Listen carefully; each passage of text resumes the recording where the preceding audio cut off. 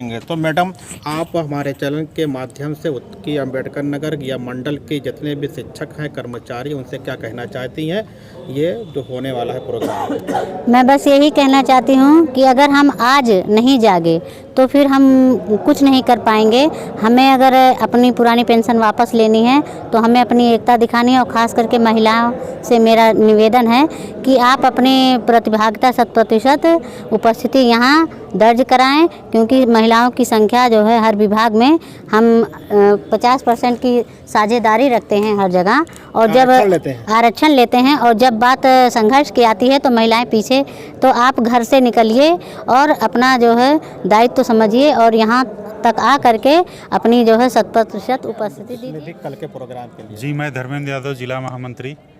न सिर्फ शिक्षकों, कर्मचारियों, अधिकारियों बल्कि सभी मातृशक्तियों से भी अपील करना चाहता हूं कि आज यदि हम अपने अधिकारों के लिए नहीं जागे, पुरानी पेंशन बहाली के लिए नहीं लड़े, तो आने वाली पीढ़ियां भी हमें गाली देंगी।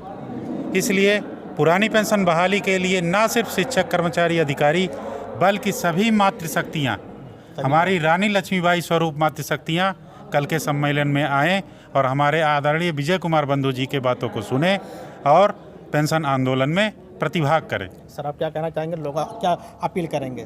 मैं प्रमोद वर्मा, जिला अध्यक्ष उत्तर प्रदेश माध्यमिक शिक्षक संघ अम्बेडकर नगर।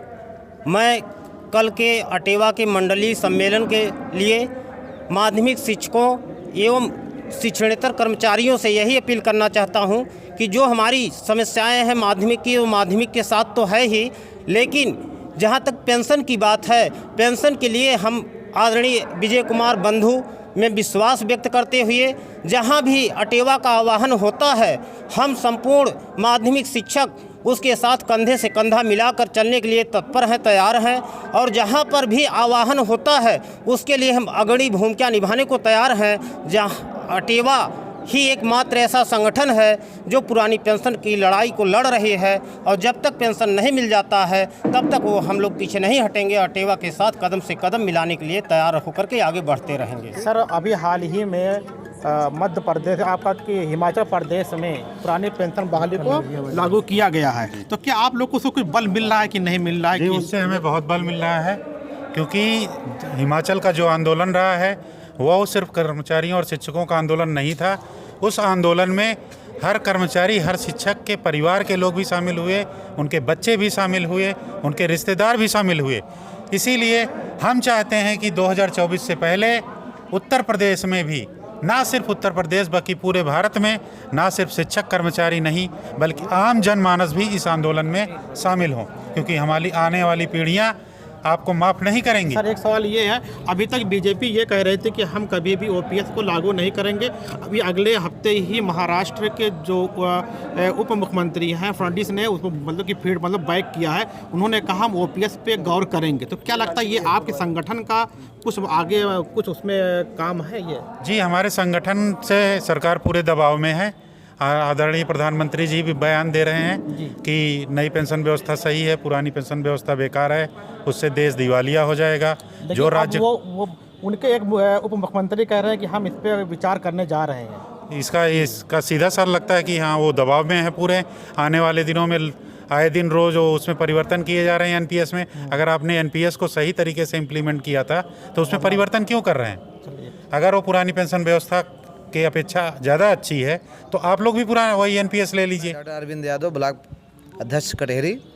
मैं सभी संगठन के साथियों से, जो हमारे एनपीएस विहीन कर्मचारी हैं, उनसे मैं ये कहना चाहता हूं कि सभी लोग के मन में ये प्रश्न होता है कि हम पुरानी पेंशन के लिए अटेवा का ही क्यों साथ दें, क्योंकि विभिन्न संगठन पुरानी पेंशन अपने संगठन के मुद्दे में जोड़ते हैं। तो साथियों, मैं ये कहना चाहता हूँ कि अटेवा का साथ देने के लिए, पुरानी पेंशन के लिए अटेवा क्यों साथ दें, ये कल हमारे राष्ट्रीय अध्यक्ष जी आ रहे हैं। आप आइए, उनके विचारों को सुनिए, तो आपको लगेगा कि कौन संगठन या कौन नेता ईमानदारी के साथ पुरानी पेंशन के लिए लड़ रहा है।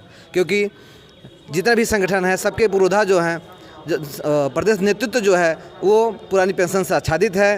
तो जिसमें एक कहावत है कि जिसके पाँव में, हाँ, जाके पाँव में फटे भी भाई, ताका जाने पीर पर आई। तो साथियों, जो एनपीएस विहीन है, जो नेतृत्व पेंशन विहीन है, अगर उसकी बात को आप सुनेंगे, वो ईमानदार साथ आपकी समस्याओं को लड़ता है और आपकी समस्याओं को वो जीत के ही दिखाएगा। तो सभी साथियों, कल आप 19 तारीख को ज़्यादा से ज़्यादा संख्या में आइए और अपनी हिंदुस्तानी ब्लॉक महामंत्री अकबरपुर। सर मैं ये जो है अंबेडकर नगर की आह्वान क्या कर रहे हैं लोग? मैं अंबेडकर नगर के जनता से आह्वान करता हूँ कि जितने भी कर्मचारी हैं, चाहे जिस विभाग के हों, चाहे महिला हो चाहे पुरुष हो, और साथ ही साथ मैं आह्वान करना चाहता हूँ कि जो भी छात्र तैयारी कर रहे हैं प्रतियोगी परीक्षाओं की, क्योंकि ये मामला जो सर्विस में है उनके लिए ओपीएस का मामला है, और साथ ही साथ जो सर्विस में नहीं है उनको निजीकरण रोकना है। निजीकरण अगर निजीकरण हो जाएगा तो फिर सरकारी नौकरियां रह ही नहीं जाएंगी, तो फिर आप तैयारी किस बात का करोगे। तो मैं उन लोगों के लिए, बेरोज़गारों के लिए भी आह्वान करता हूं कि वो लोग भी आएँ और बंधु जी के विचारों को सुने, क्योंकि आने वाले भविष्य में वो भी इस नौकरी के दौर में आएंगे, उनको भी पेंशन की ज़रूरत होगी।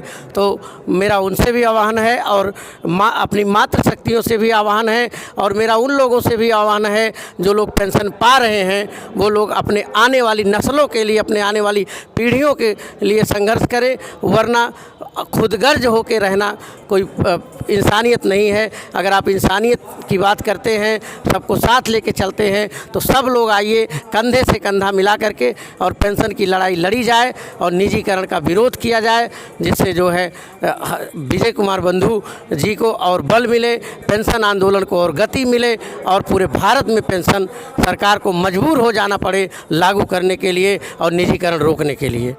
धन्यवाद सर।